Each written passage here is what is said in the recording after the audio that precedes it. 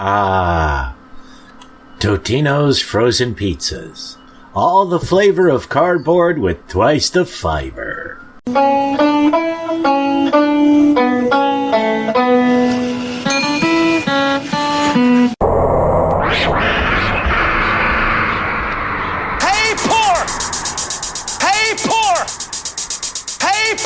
You don't have to be poor anymore.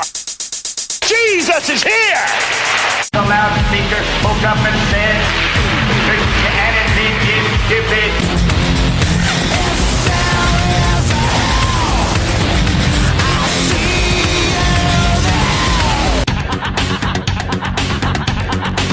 Greetings, fellow worker slaves, podcasting at 128 kilobits from the Fortress of Squalitude, not far from the redneck Mecca. This is the Atheist in the Trailer Park podcast. I'm your host, Tucker.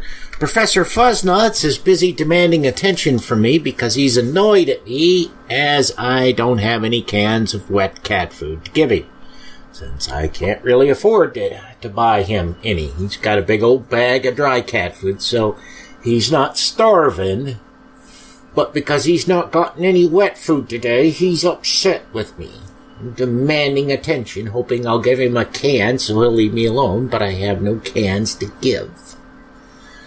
Yes, it's a podcast hosted by a guy and his cat. Get over it.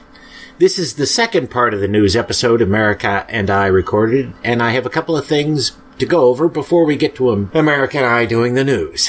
The first is that I've gotten another donation from longtime supporter Suzanne, which puts me closer to being able to keep a roof over my head. Thank you, Suzanne. All told, I've gotten just under $300 since I started asking for help.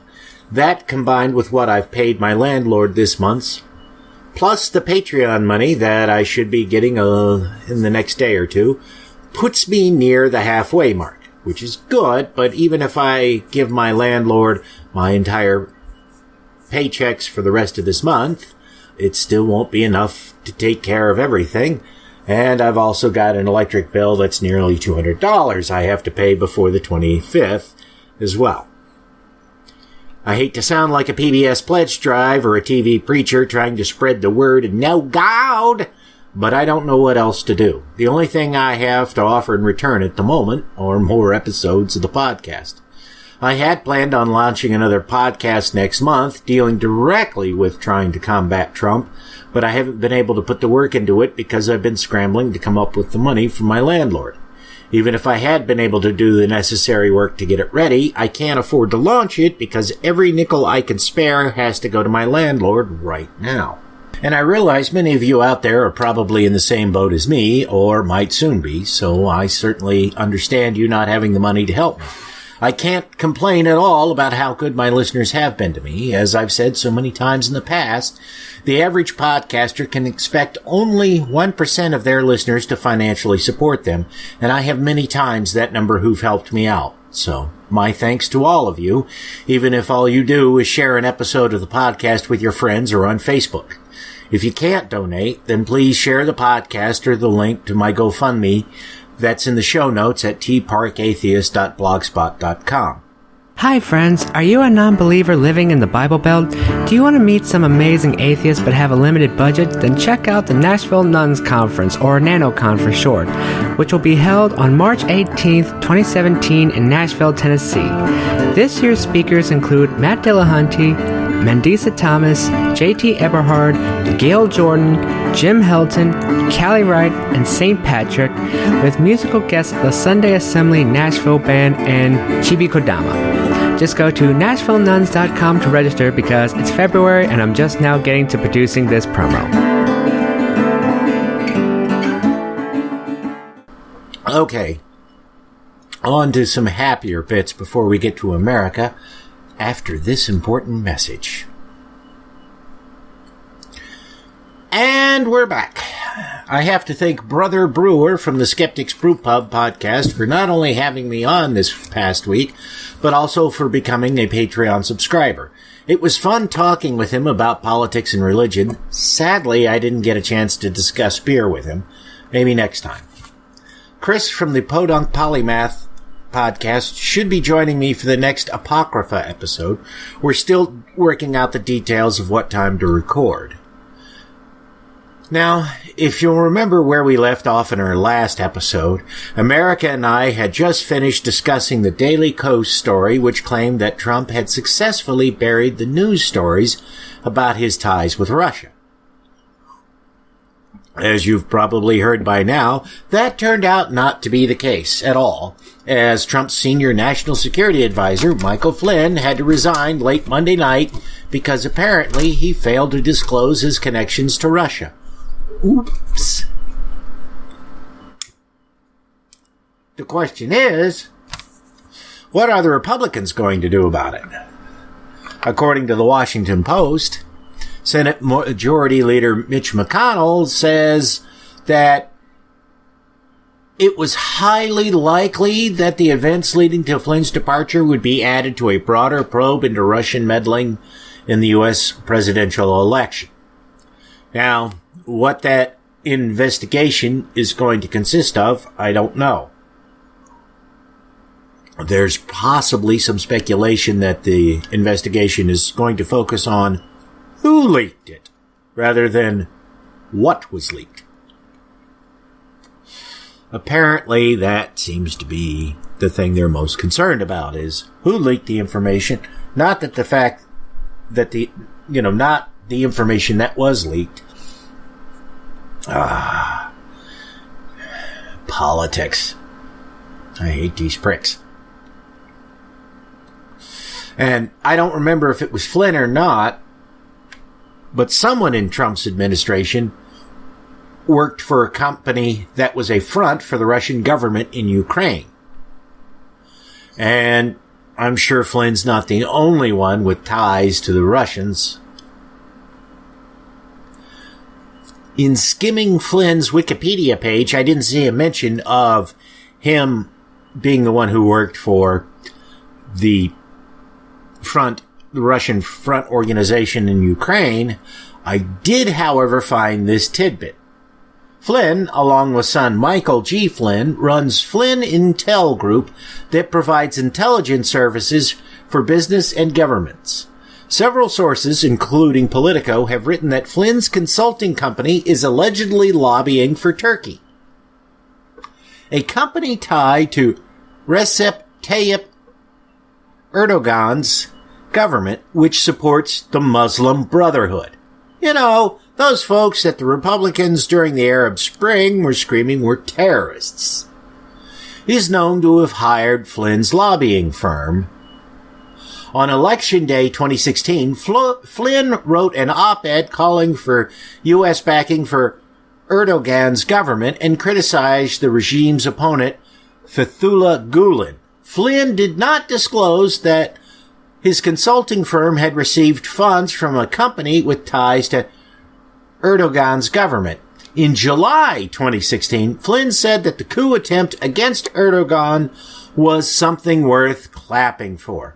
But 2 months later, when a company tied to Erdogan's government hired Flynn's firm, Flynn hailed Erdogan as a critical U.S. ally.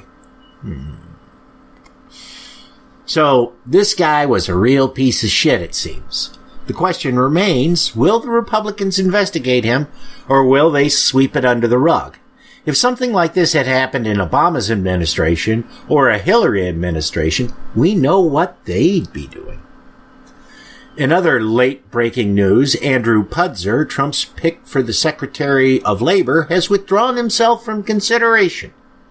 Not sure if the clip of his wife on Oprah saying he was abusive to her had anything to do with it or not.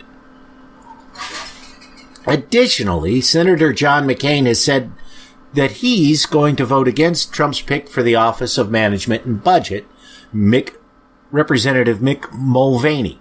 McCain doesn't like Mulvaney because Mulvaney has supported cuts to the defense budget in years past. All right. And one other thing before we get to America and I. I walked into work Tuesday morning a little late, and I literally walked into work. because my ride wasn't going that day. She had to take her kids to the doctor. And I get there, and we've got this 60-inch TV in the break room, and a couple of the executives are in there getting their morning coffee, just staring at the TV, looking horrified and sad. The TV was showing news coverage of Flynn's resignation, and I know those guys all voted for Trump. So it's like, hey, you little pricks. Fuck you. You're getting what you wanted. You just didn't know what it was that you were wanting. All right, now back to America and I. All right, this one is from Reuters.com. Top Federal Reserve official resigns as bank deregulation looms.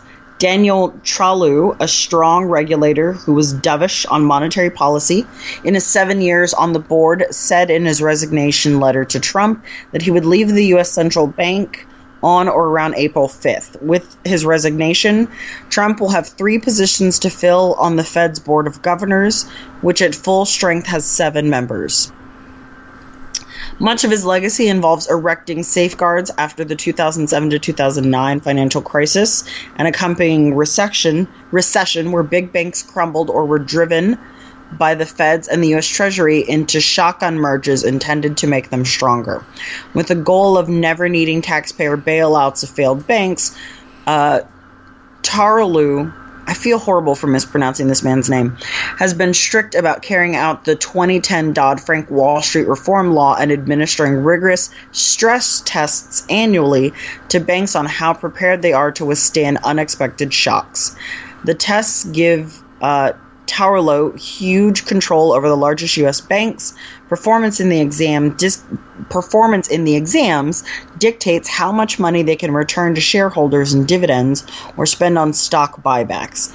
Failure puts bank bosses under pressure, and lenders devote thousands of staff and hundreds of millions of dollars to passing the tests. And as someone who regularly listens to Harry Scherer's Le Show podcast, where he has on Eve Smith, I think that's her name, she does the blog Naked Capitalism. Yeah. Even those tests aren't all that good at figuring out if a bank will survive another financial crisis. And they're oftentimes rigged to favor banks that shouldn't pass those tests. So we're doing another financial recession. Well, Trump is already looking at gutting Dodd-Frank and similar provisions because it prohibits friends of his from getting money. I don't understand how people didn't see the writing on the wall electing this man in the very beginning. Well, you know, there are some people I've met who knew exactly what Trump was going to do, knew what the most likely outcomes for it were, and wanted him to be elected just so he would do all that. Because they have this insane fantasy that if they live in a Mad Max kind of world, they'll somehow be top dog. When in reality, everybody, sooner or later, in a Mad Max style world, is going to get fucked. And not in the good way.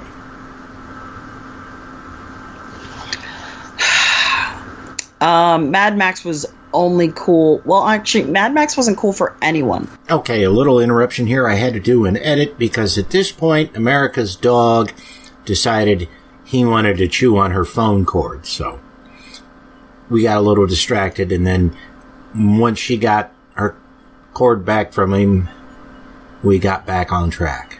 Before we got off track, we were talking about the regulator resigning and Trump getting to appoint 3 people. And given that his Treasury Secretary choice is a guy from Goldman Sachs, I think it's safe to say that the new Treasury appointees will probably be folks from places like Goldman Sachs, and not like I don't remember the guy's name, and I can't remember if Bush appointed him or Obama appointed him, but the guy was appointed right around the time of the financial crash, if I'm not mistaken, and he was the head of the Fed or the Treasury, who his doctoral dissertation was on the Great Depression and how to prevent another one. So he was like the perfect candidate for that job at that time, regardless of whatever connections he might have had to financial institutions. And I just can't imagine Trump appointing somebody with those kinds of qualifications to that position. I could be wrong, but I don't think so. I'm not sure anyone Trump is appointed now is qualified to do anything. I don't understand how these people have jobs. I don't understand Betsy DeVos being a billionaire and deciding to not sit her ass down somewhere on an island and drink a martini, but instead she's going to come over to the U.S. and fuck up education for all of the little children. Yeah, I mean, if I was a billionaire, I would damn sure have me an island filled with half-naked women. Yeah, I feel like everyone would. If I were her, if I were a female billionaire, I would have my own island stocked with, sexy weightlifting cabana boys. Yes! And we can all have adorable little boats that we can, putt around and take to each other's islands. Exactly. So, but, so we and it's unlikely that whomever he picks will not be approved, because no matter the appointment, most of the people that the president nominates get appointed. There are, of course, notable exceptions. Garrick, whatever Obama's Supreme Court justice pick, he got, that was an aberration to the rule. So was Justice Robert Bork, who was supposed to be appointed to the Supreme Court, and that got blocked. But as far as cabinet officials, and the Fed directors aren't cabinet officials, but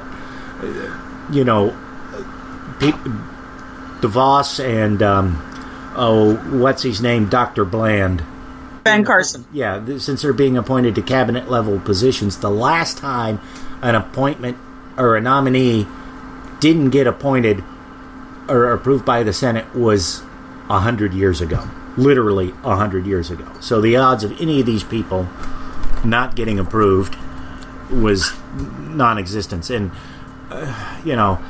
certainly you can be upset about Carson getting HUD because he's got no business there. I could see him being, say, the Surgeon General or Health and Human Services to some extent. But HUD, no.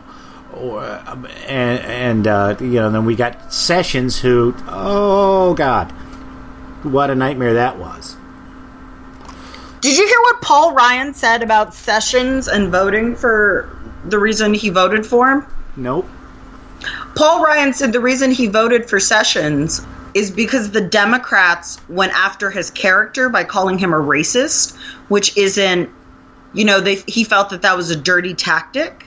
And that if they just would have used his, his work record and his beliefs and in the system, then he would have voted against him. But when they started calling him a racist, he said that he couldn't vote with the side of the Democrats because he felt like they were being dirty and slinging mud. Pot, meet, kettle. Kettle, meet, pot. Talk about flinging mud. You probably don't remember this because most people don't. When John McCain ran for president in 2000, Bush's people circulated a flyer in the states where they were having primaries that said John McCain had an illegitimate black child. John McCain has an adopted daughter who is of a different ethnic background. I don't remember the details, but she's, she's one of the, she came from a really bad situation in, I think, another country. And, she was adopted as an infant by McCain and his wife, either before or after Meghan McCain was born. And, they raised her as their own child. So they take a noble gesture that McCain did, adopting a child, which that's what they supposedly want people to do when they protest against abortion, and used it against him because, and it was primaries in states like South Carolina where they're going to vote against him. Right. And I like I said, I don't remember her background, but actually, let's use this computer technology and look up what her background is, because I think it turns out I actually like the McCains more than I thought I did. I don't know what it is about elections that pulls people so far to the extremes. I mean, I'm absolutely not okay with him voting for DeVos. Yeah. But I actually like the McCain family when they're not being political some of the time. He's done some honorable things. I will give him that. Yeah, the daughter, she's Bangladeshi. Okay. From she was adopted in 91 from an orphanage.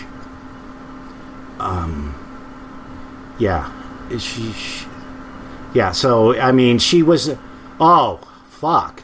Yeah, they did pulling up this article in the Telegraph on her, which it's a couple of years old, but listen to this. Wes Gullett, a former aide to McCain, told the audience that Mrs. McCain had spotted Bridget and another child among 160 abandoned babies at a center run by the late Mother Teresa in Dhaka. Abandoned babies? But what? Well, now I have to do research, because obviously I feel like most atheists know what a horrible woman Mother Teresa was. But she's been dead a while, so I guess funding ran out. Oh my God, I can't even. Again, I don't like kids, but I would have to take one home. Yeah, and the daughter Bridget had a cleft palate and could not be fed. So, of course, Mother Teresa would have just let her die. Right. Wow. Yeah, so... I don't understand why him having an illegitimate black child would be an issue. His daughter-in-law is a black woman. His daughter-in-law... His son married a black woman.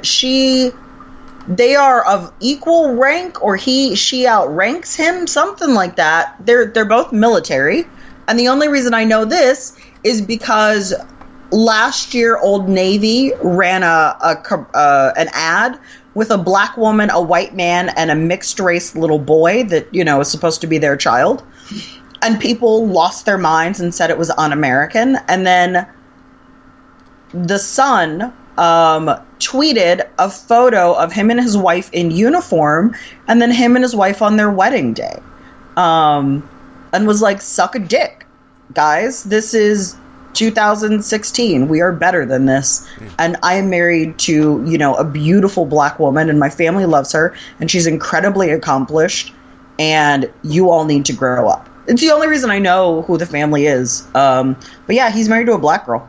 Yeah, well, the Wikipedia doesn't give any details other than it says 7 children, notably Meghan. It doesn't mention Bridget. I guess people are editing that out. Boy, that's... Jesus. That's... unfortunately, people do have all kinds of issues with interracial marriages or relationships still to this day. I totally thought that was over. I didn't realize that was still... I don't know why. Like, racism is still very obvious, but I just assumed, like, people got over interracial couples. And the Cheerios commercial and the fire it set off Oh, God. shocked me. I wouldn't have thought anything about the video, the commercial, if people hadn't complained. And then, of course, Cheerios said, well, if y'all are going to be upset about this, we're really going to piss you off. And they did the other commercial, which had the parents kissing, if I'm not mistaken. Right. I hate humans. I hate humans, too, which is sad because I'm so outgoing.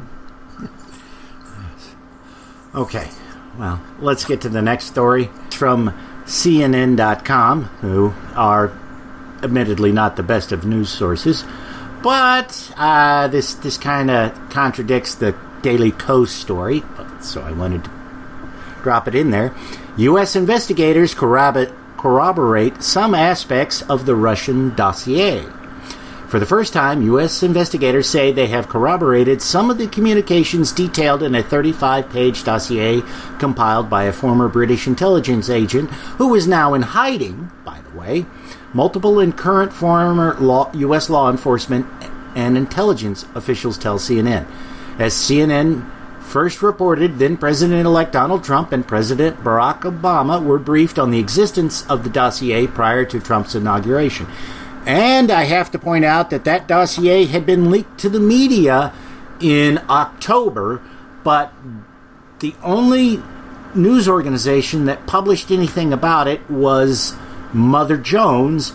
And because Mother Jones didn't mention the part about golden showers because they couldn't corroborate it, the story didn't get any traction. I don't understand how golden showers is the linchpin that gets things. Ew. Because you would not believe how many people out there have bland vanilla sex lives. You're right. I probably wouldn't. I assume everyone's at least. I discovered, and this, we will not mention his name, this man's wife has never in their entire marriage given him a blowjob. I assume that was just a thing you did. So anyways, the article goes on to describe that there, all the secret communications between people connected with Trump's campaign have been verified by numerous independent sources, and they cannot confirm the video of the golden shower, but they would not put it past that it exists. So,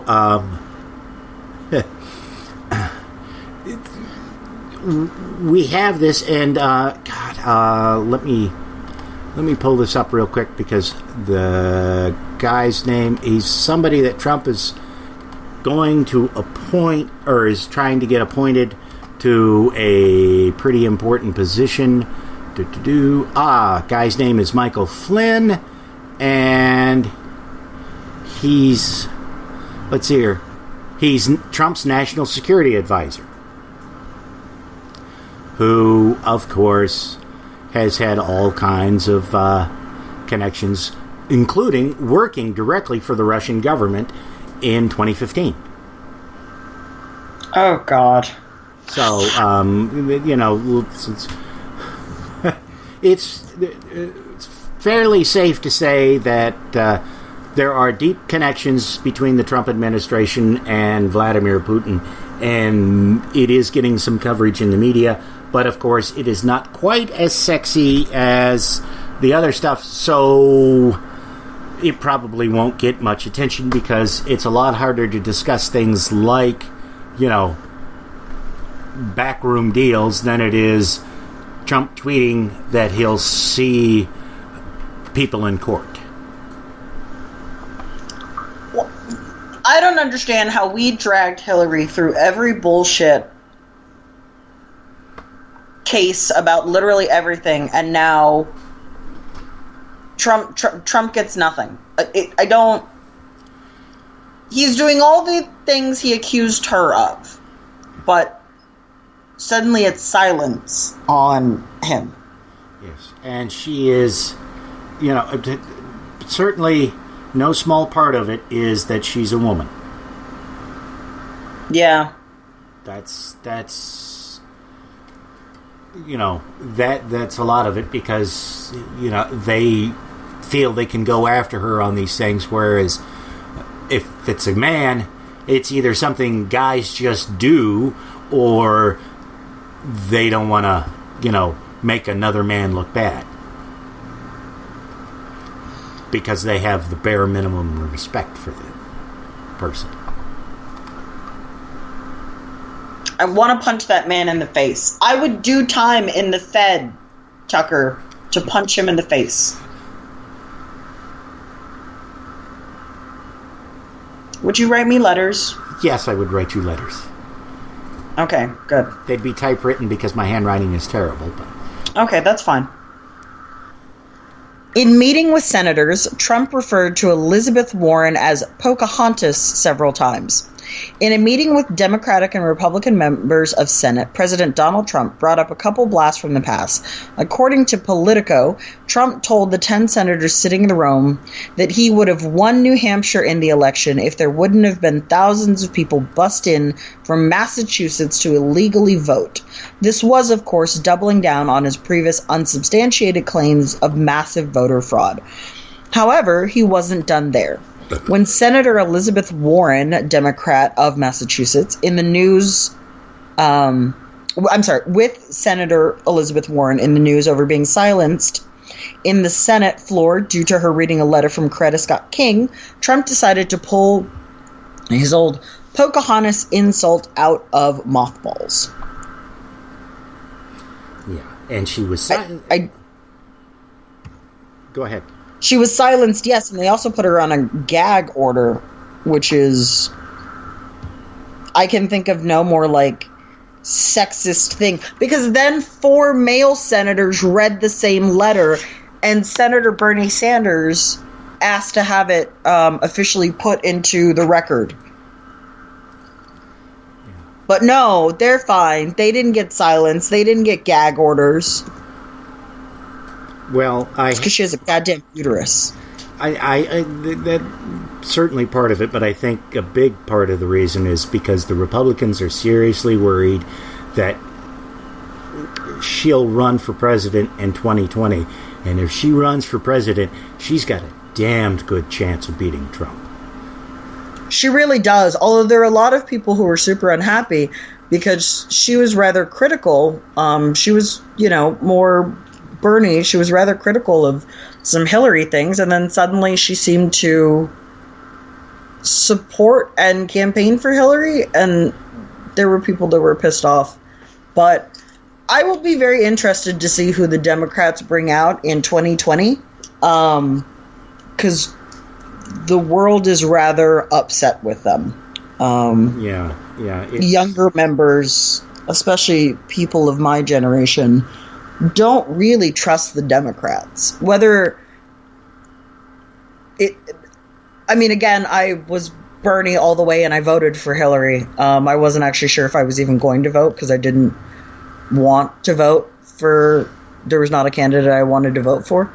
But a lot of people felt like a horse was backed, despite maybe people not wanting that horse in the race. Yeah. So it'll be interesting to see. I discovered there's a secular atheist humanist party, which I giggle at all the time because it's called PORP. Yeah. So just parties are coming out of the woodwork. So 2020 will be very interesting to me. I also will be super pissed off if 2018 midterm happens and nobody fucking remembers how political they were and don't get out to vote. Yeah. So we'll see. Yeah, that's why I'm getting involved with the local Democratic Party, because I want to make sure that we actually do the kinds of things that need to be done, because otherwise we're really boned. And as somebody who lives on the margins, I'll be the first to get the axe. Okay, so now the last story, which I didn't drop in because it just showed up here before, right after I sent everything to you, and shortly before we started the call, so I didn't want to, add it.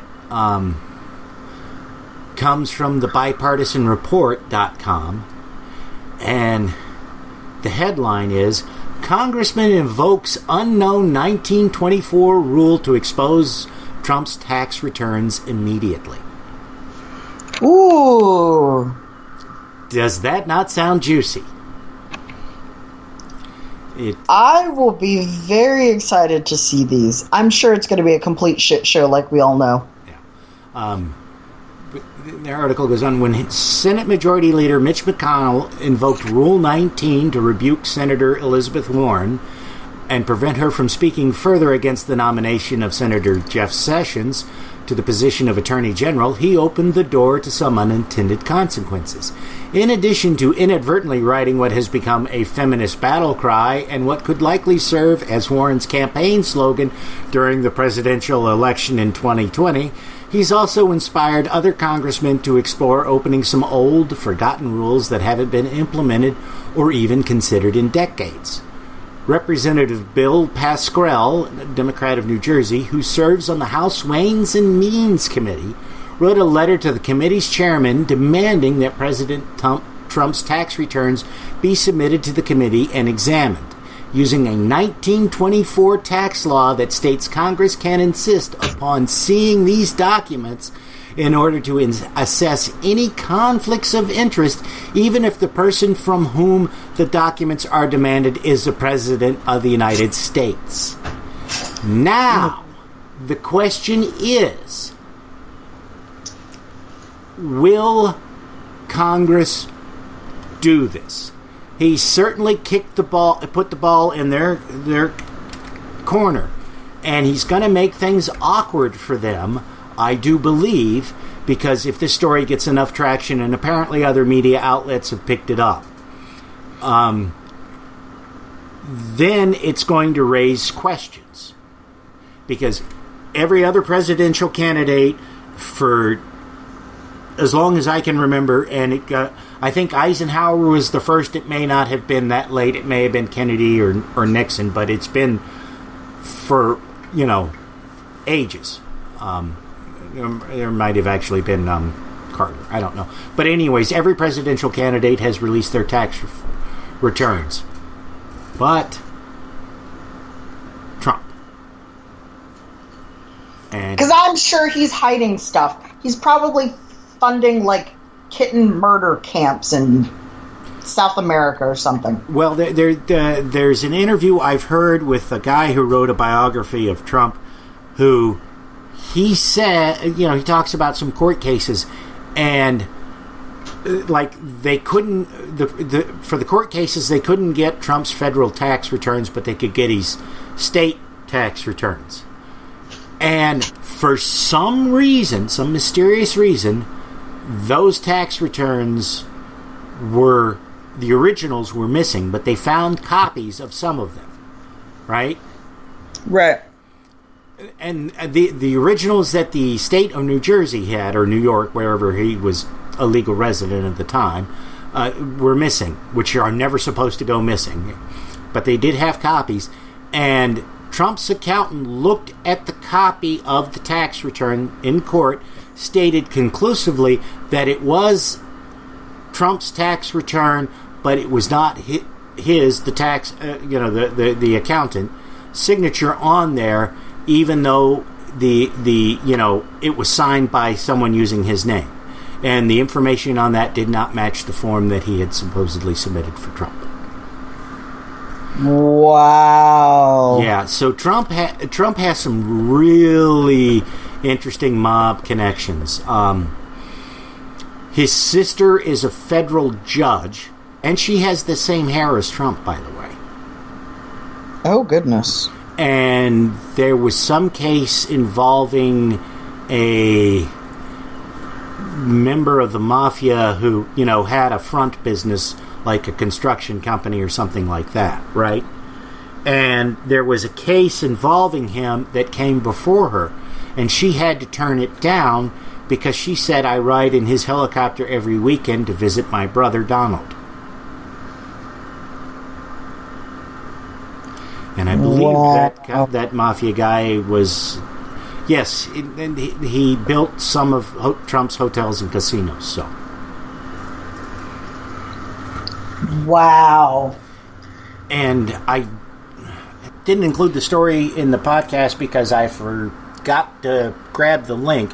But I don't know if you've heard, there were people talking, that it looked like Trump was going to get us involved in a war with China here. Like already? Yeah, well, they were talking that it was, like going to be within months because things were, the public language between us and China was getting really heated. And then all of a sudden Trump said that the U.S. will no longer, or that the U.S. will continue to support its one China policy, which means that the U.S. will still consider Taiwan to be a part of China, even though the government of Taiwan has absolutely nothing to do with the government in mainland China. And that cooled everything off, and everybody's like, oh, wow. And they're all speculating on to why this may have happened, and they're thinking that, the somewhat intelligent people surrounding Trump have managed to get through to him. I don't think that's what it is.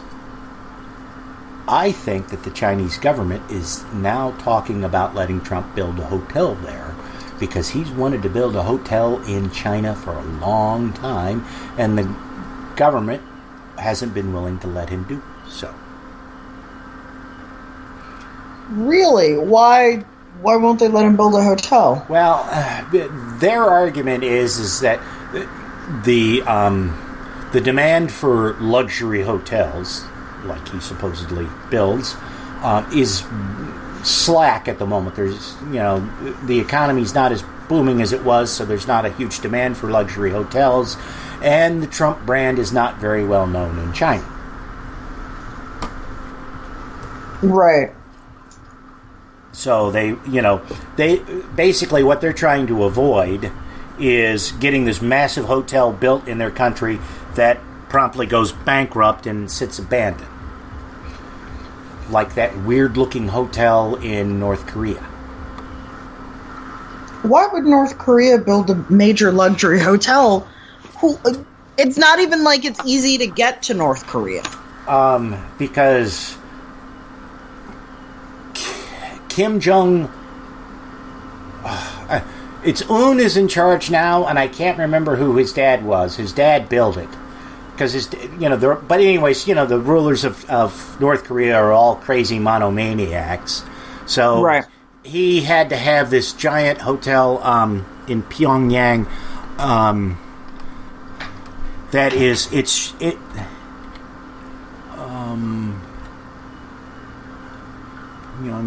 I'm Googling this now because you've got to see. Yep, there. In fact, that's like the first picture.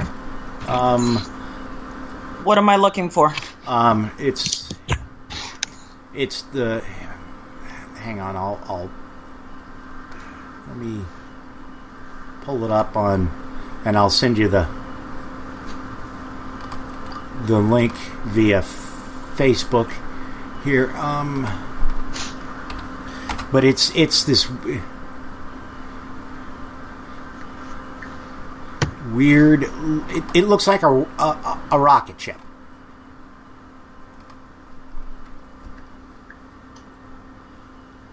Okay, I sent you the link. It is they constructed the outer shell of it, okay? In the 90s, I think. And then all of a sudden they stopped construction on it. Rumor has it is that they got it built and realized it wasn't sound and safe. So they stopped construction on it, and then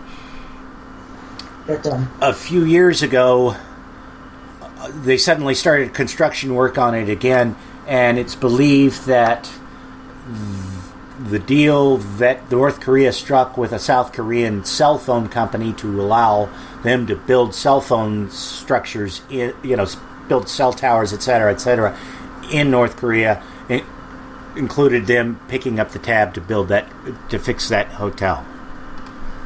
So I don't know if anybody's staying in it, but it actually looks finished, whereas before it was just this weird thing with a bunch of square holes in it where windows were supposed to go. It is ugly as shit. Yeah, it's not a pretty place. But it looked even worse back in the, before that. Like if you scroll down on the Wikipedia page and you see March of 2004, you'll see that's how it looked for years. That's even worse. Oh my God, this place is horrible. I also found a story, and it wasn't something that needed to be in the show. I just wanted to tell you about it.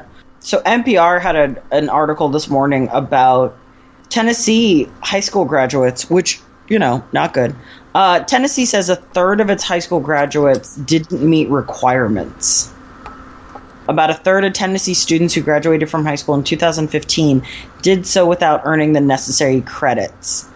They earned enough credits. They just earned the credits in the correct subjects. Right. That's not really surprising.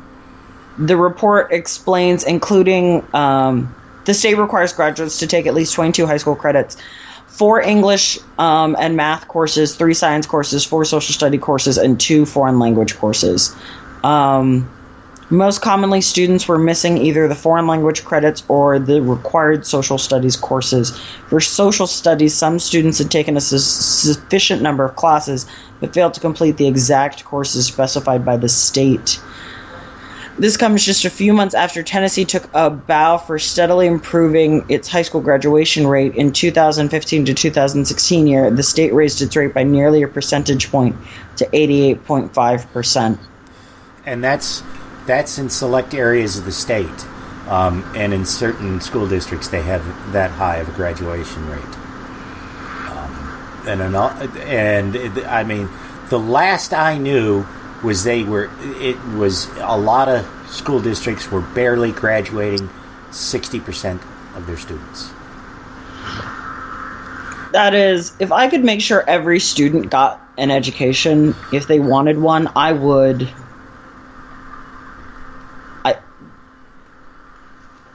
I always assumed everyone, got an education and it was just your own ignorance if you didn't learn.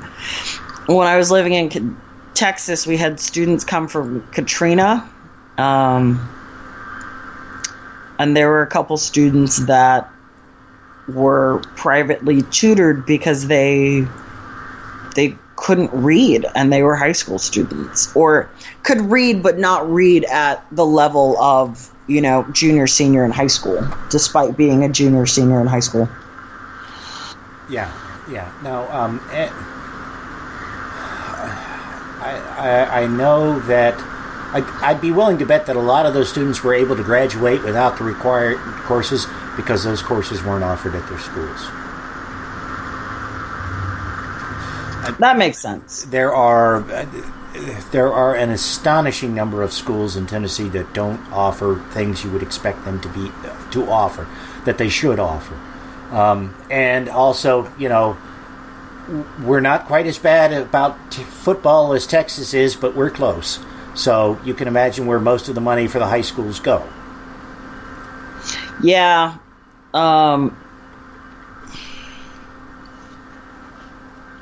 I hated that our high school spent all that money on stadiums and games and uniforms and even the soccer team. So football and soccer were big at my school. And the soccer team, because they had a rivalry with the football team, tore up the football stadium as a senior prank, quote unquote. Yeah. And they all got reprimanded and for a couple days. And I was just kind of pissed because I thought that shouldn't more happen to. They also cut down trees that the first graduating class of this high school planted.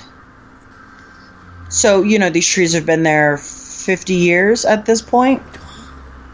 It's fucking furious. Yeah. And they were like, oh, well, it was a bad decision. They weren't allowed to walk the stage at graduation, and they had, in-school suspension till the end of the year, which was 3 days or something stupid. That's it for this episode of the Atheist in the Trailer Park podcast. You can subscribe to the show on iTunes, Stitcher, as well as just about anywhere else podcasts can be found. Many of the episodes are also on YouTube. Follow the show on Twitter. @TParkAtheist is the show's Twitter handle. It's on Facebook at facebook.com/trailerparkatheist.com. If you happen to like the podcast, please rate it on iTunes. If you'd like to support the podcast, there's a donate button on the show notes page. You can support it via Patreon at patreon.com/TNTucker. Thanks for listening. Say goodnight, Fosnots. All I know is this violates every canon of respectable broadcasting. Damned cat.